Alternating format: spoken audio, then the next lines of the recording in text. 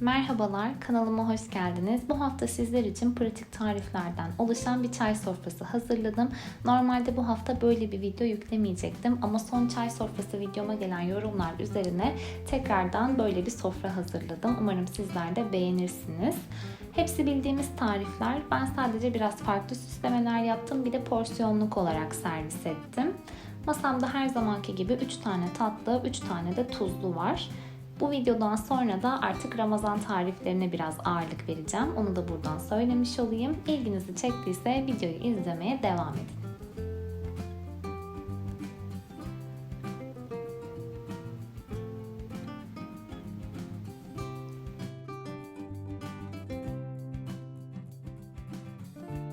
İlk olarak çıtır yufkalı havuç salatası ile başlayacağım. 4 tane havucu rendeledim. Tenceremde birazcık sıvı yağ ile soteliyorum. Daha sonra üzerine 3 tane közlenmiş kırmızı biber ekliyorum. 3 tane küçük doğranmış kornişon turşu, yarım bağ dereotu ekliyorum. Daha sonra 4-5 yemek kaşığı dolusu süzme yoğurt ekleyeceğim. Bu salatada aynı zamanda mısır da var. Ben burada eklemeyi unuttum. Daha sonradan ekledim. Siz yaparken mısırı da eklersiniz. Yoğurdu da ekledikten sonra karıştırıyorum. Baharat olarak sadece tuz kullandım.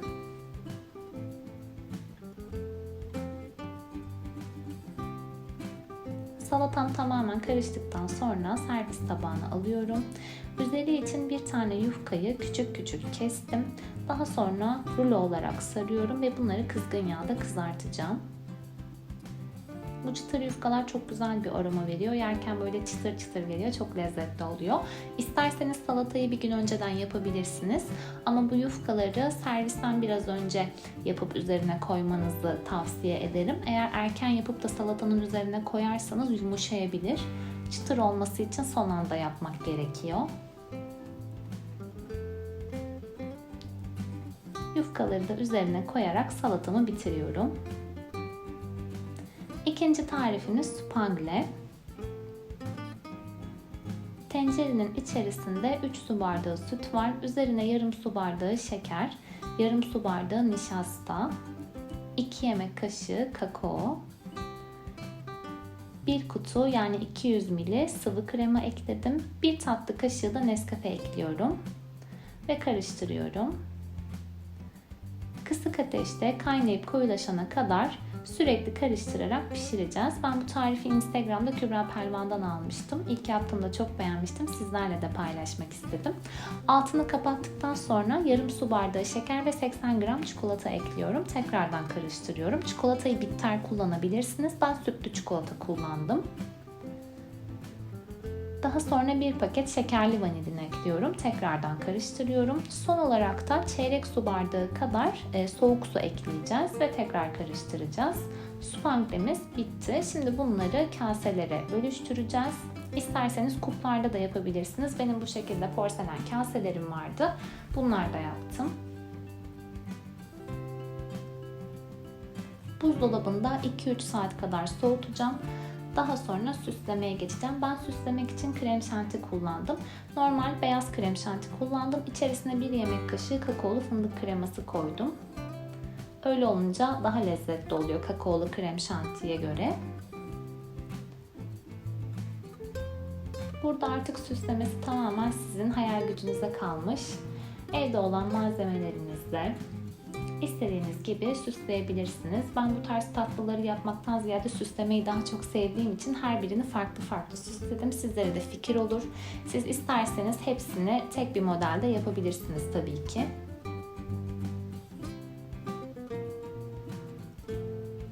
Genel olarak süslemede çilek, fıstık, çikolata parçaları ve krem şanti kullandım. Sol tarafta duran küçük çikolatalar da silikon kalıpla yapmış olduğum çikolatalar. O kalıbın linkini de aşağıya açıklamalar kısmına ekleyeceğim. Almak isterseniz oradan bakabilirsiniz. Aynı şekilde yine duyların ve bu sıkma poşetlerinin de linkini ekleyeceğim.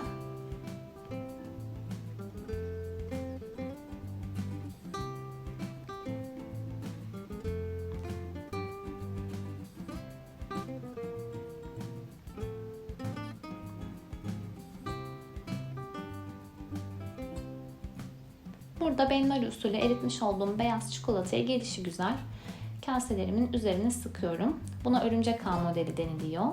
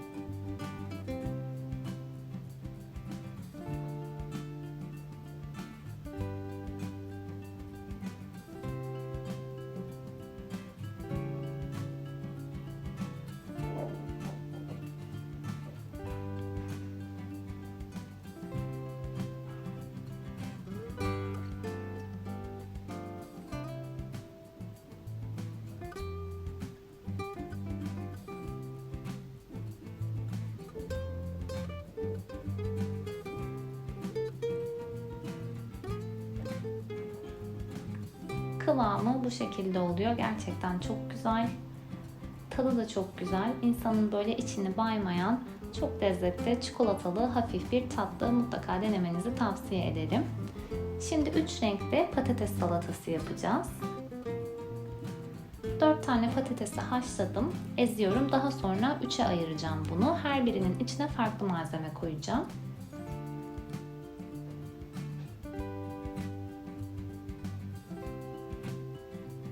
İlk kat için dereotu ve maydanoz, 3 tane de kornişon turşu ekliyorum. Güzelce karıştırıyorum. İsterseniz farklı yeşillikler de ekleyebilirsiniz.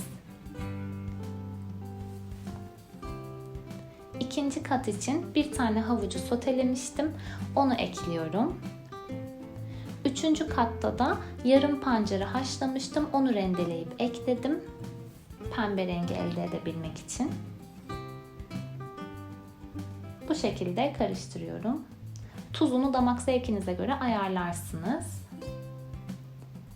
İlk katı bu şekilde yayıyorum. Bu arada kalıbımın ölçüsü her bir tarafı 10 santim olması lazım.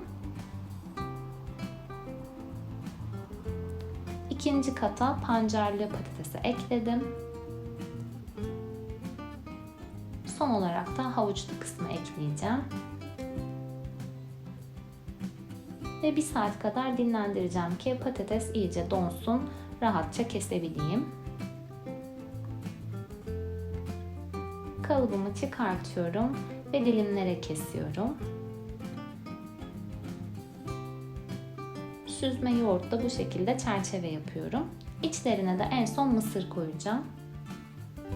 Hem çok kolay bir salata hem de görüntüsü çok güzel oluyor.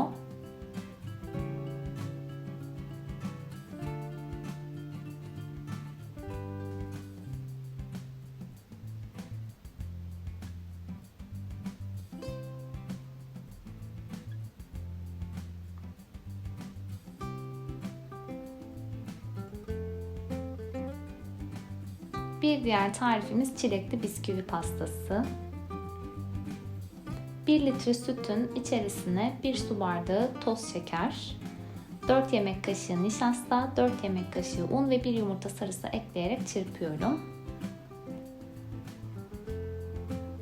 300 gram çilek ve birazcık da frambuazım vardı. Bunları robotta çektim. Bu şekilde püre haline getirdim. Bunu da ekliyorum. Daha sonra karıştırıyorum. Kısık ateşte sürekli karıştırarak kaynayıp koyulaşana kadar pişireceğiz. Bisküvi pastası zaten hepimizin bildiği bir tarif, biliyorsunuz. Ben sadece bunu biraz daha farklı sunumladım. Süslemesini farklı yaptım. Kaynayıp koyulaştıktan sonra 1 yemek kaşığı kadar tereyağı ekledim. 1 paket vanilya ekliyorum. 80 gram da çikolata ekliyorum. Beyaz çikolata ekleyebilirsiniz. Benim elimde frambuazlı çikolata vardı. Onu ekledim ama mutlaka beyaz çikolatayı eklemenizi tavsiye ederim. Lezzetini çok değiştiriyor. Daha sonra kalıbımın içerisine pötibör bisküvilerimi sırayla diziyorum. Üzerine pudinginden ekliyorum. Kat kat bitiriyorum. Bir gece boyunca buzdolabında bekleteceğim ki kreması iyice donsun diye. Bunu borcamda da yapabilirsiniz. Borcamda yapıp aynı şekilde kesip süsleyebilirsiniz. Bir gün beklettikten sonra kalıptan dikkatli bir şekilde çıkartıyorum.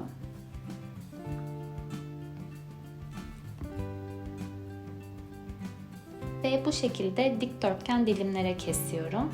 Zaten çok rahat kesiliyor. Kesmiş olduğum dilimleri servis tabağına alıyorum. Gerçekten hem görüntüsü çok güzel, hem çok kolay, hem de çok lezzetli oluyor. Ev yapımı çok güzel çilekli bir puding yapmış oluyoruz. İsterseniz kakaolu pudingle de yapabilirsiniz ya da sade bir krema da hazırlayabilirsiniz. Üzerine de krem şanti sıkıyorum. Bu sefer düz olarak sıktım.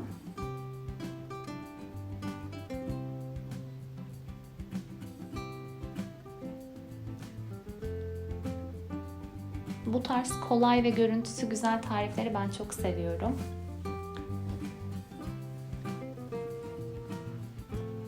Süslemesi de çok zevkli oluyor.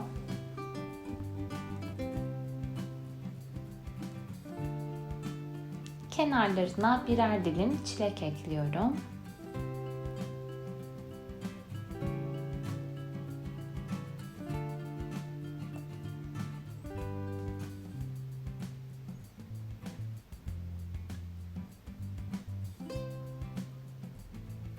En son birer tane de nane yaprağı ekleyeceğim. Ve tatlımı bu şekilde bitirmiş oluyorum.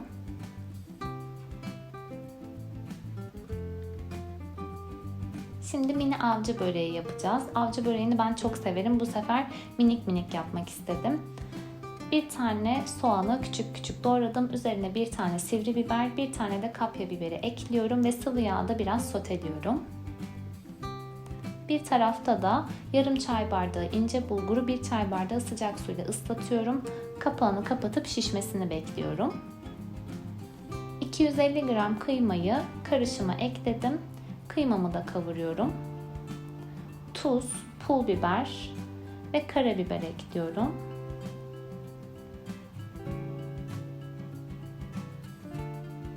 Bulguru da ekliyorum. Bu arada 4-5 tane de çeri domates eklemiştim. Orayı çekmemişim. İç harcım bu şekilde bitmiş oluyor. Eğer elinizde ceviz varsa ceviz eklerseniz çok lezzetli olur. Böyle biraz içli köfteden hallice bir börek oluyor. Çok lezzetli. Mutlaka denemenizi tavsiye ederim. Bu arada ben yufkalarımı sıvı yağıyla ya da sütle herhangi bir sosla ıslatmadım. İç harcını zaten yağda kavurduğumuz için tekrardan soslamak istemedim. Siz isterseniz soslayabilirsiniz ama kesinlikle yavan olmuyor. Ben her zaman böyle yapıyorum.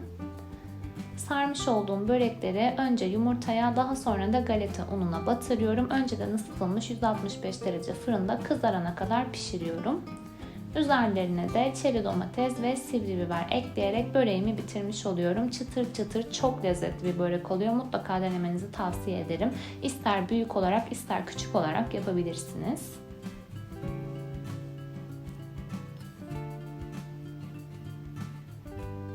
İçi de bu şekilde.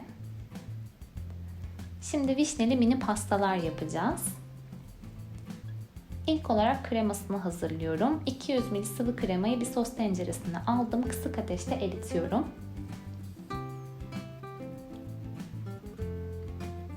Üzerine 240 gram sütlü çikolata ekledim. İsterseniz bitterle de yapabilirsiniz. Ben sütlü çikolatayla daha lezzetli olduğunu düşünüyorum. O yüzden sütlü çikolata kullandım. Buzdolabına kaldıracağım. Yaklaşık 5-6 saat kadar bekleteceğim. Bakın bu da buzdolabında beklemiş hali. Kıvamı çok güzel oldu. Dondu ve sürülebilir bir hale geldi. Şimdi bir paket Doktor Oetker vanilyalı pasta kremasını 1 su bardağı sütle çırpıyorum. Üzerine hazırlamış olduğum ganaş kremasını ekliyorum ve tekrardan çırpıyorum. Pastanın hem içinde hem de dışında bu kremayı kullanacağım. Çok lezzetli oluyor. Eğer sadece ganaş kullanırsanız çok ağır oluyor. Bu şekilde vanilyalı bir kremayla çok daha hafif oluyor. Hem çikolatalı hem de hafif bir krema elde etmiş oluyoruz. Daha önce yaptığım çikolatalı harf pastada da bu kremayı kullanmıştım. Pandispanya için 5 tane yumurta kullanacağım. Karıştırma kabımın içerisine alıyorum. Üzerine de 1 su bardağı toz şeker ekliyorum. Ve mikserin en yüksek devrinde çırpıyorum. Yaklaşık 5-6 dakika.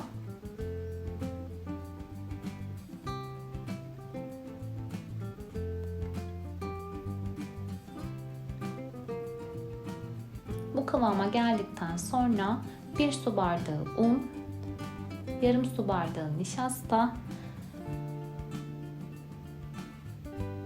3 yemek kaşığı da kakao ekliyorum. 1 paket vanilya, 1 paket de kabartma tozu ekledikten sonra bütün kuru malzemeleri eliyorum ve tekrardan çırpıyorum. Burada eğer silikon bir çırpıcı ile karıştırırsanız kekiniz daha puf puf olur. Benim biraz acelem olduğu için direkt mikserle çırptım. Daha sonra yağlı kağıt serili fırın tepsisine pandispanyamı döküyorum. Önceden ısıtılmış 160 derece fırında yaklaşık bir 15-20 dakika kadar pişireceğiz. Çok çabuk pişen bir kek olduğu için dikkatli olmanızı tavsiye ederim. Her fırın farklı, daha erken de pişebilir, süre daha da uzayabilir. Kontrollü olalım. Pişen keki soğuduktan sonra başka bir yağlı kağıdın üzerine ters çeviriyorum. Ve yağlı kağıdı dikkatli bir şekilde çıkartıyorum.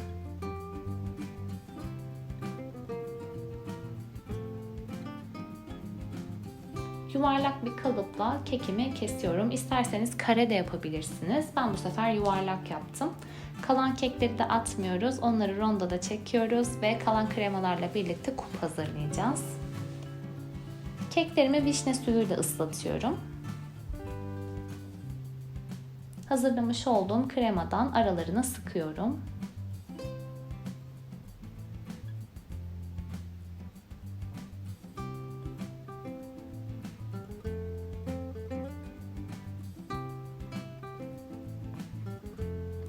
Vişnelerimi ekliyorum. Vişneleri ben yazdan buzluğa atmıştım. Çekirdeksiz olarak onlardan kullanıyorum.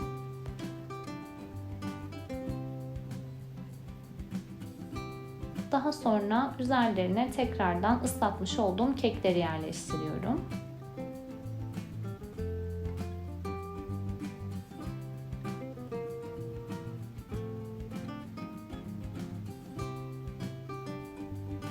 Tekrardan krema sıkıyorum. Artık pastalarımı sıvayacağım. Ve daha sonra süslemesini yapacağım. Küçük bir spatula yardımıyla pastalarımı sıvıyorum. Bunlar porsiyonluk pasta olduğu için bu işlem biraz daha uzun sürüyor tabii ki. Normal büyük bir pasta yaptığınız zaman sıvama işlemi hemen bitiyor. Ama bunlar hem küçük olduğu için hem de fazla olduğu için biraz daha zaman alıyor.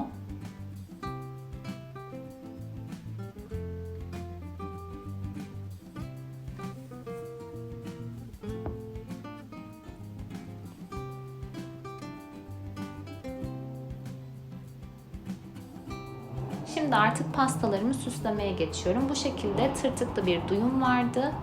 Kremayı pastanın tabanından üstüne doğru sıkarak şekillendiriyorum.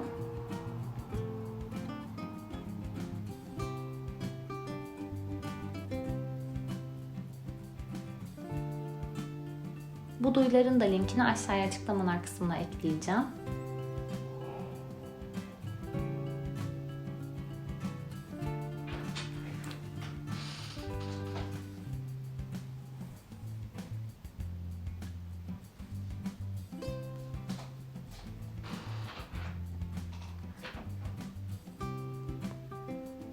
Diğerlerini de yine aynı şekilde süslüyorum.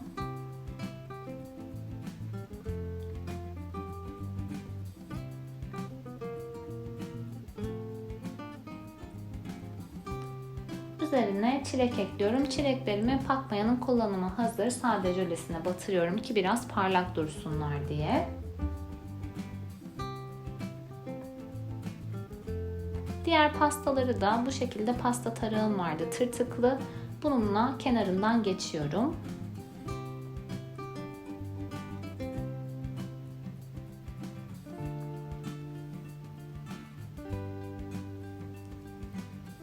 Kenarlarına yıldızlı duyla krema sıkıyorum.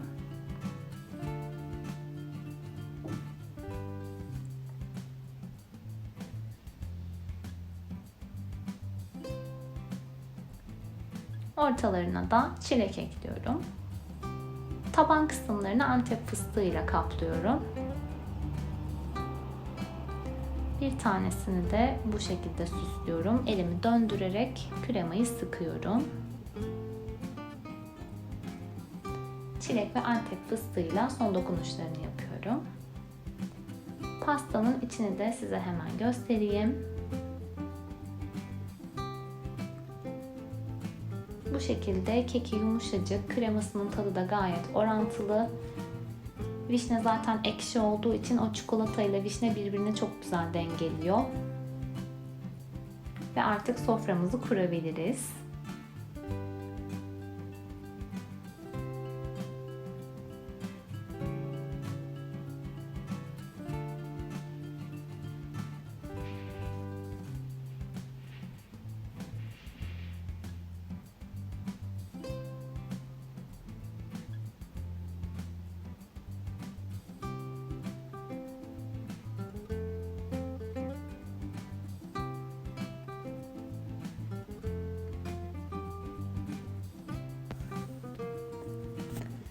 Ve masamın bitmiş hali bu şekilde oldu. İlk baktığımız zaman zor gibi gözüken tarifler aslında hepsi bildiğimiz, günlük hayatımızda yaptığımız tarifler. Sadece süslemesi, sunumu birazcık daha farklı. Görmüş olduğunuz gibi bir tane sıkma poşetiyle birkaç tane duyla çok güzel sunumlar ortaya çıkartabiliyoruz. Umarım sizlere de faydası olur. İnşallah keyifle izlemişsinizdir. Videoyu beğendiyseniz beğen butonuna tıklamayı ve kanalıma abone olmayı unutmayın lütfen. Bir sonraki videoda görüşmek üzere. Şimdilik hoşça kalın.